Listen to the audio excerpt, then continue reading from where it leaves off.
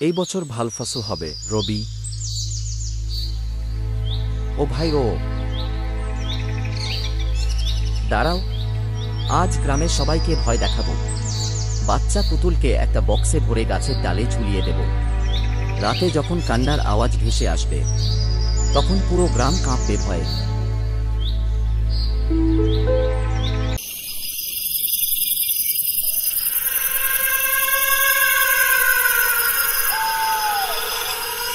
ওরে মারে, কেউ আছো?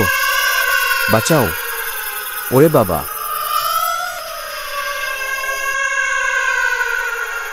হঠাৎ এত রাতে কার বাচ্চার আওয়াজ হচ্ছে? চল গিয়ে দেখি।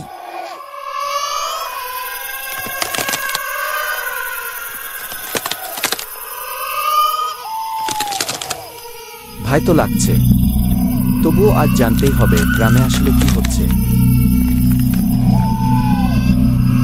ভয় পেলেও চলবে না, আজই জানবো এত রাতে গ্রামের মধ্যে এমন অদ্ভুত জিনিস কেন ঘটছে।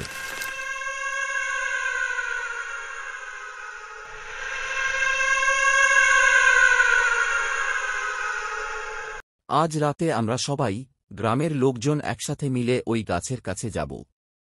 যা হোক দেখা যাক।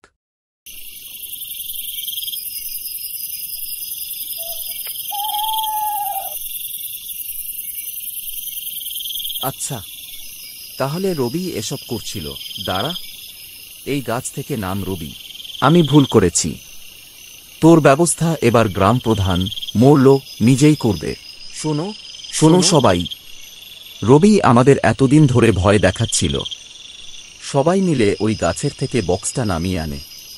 তারপর গ্রামের মাঝখানে এসে বক্সটা খুলে দেখে ভেতরে একটা বাচ্চা পুতুল, আর সেই পুতুল থেকেই আসছিল কান্নার মতো সেই রহস্যময় আওয়াজ।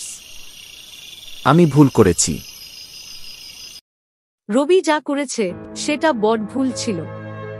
এই ভুল যেন আর কোনোদিন কেউ না করে। আবার যদি এমন কিছু ঘটায়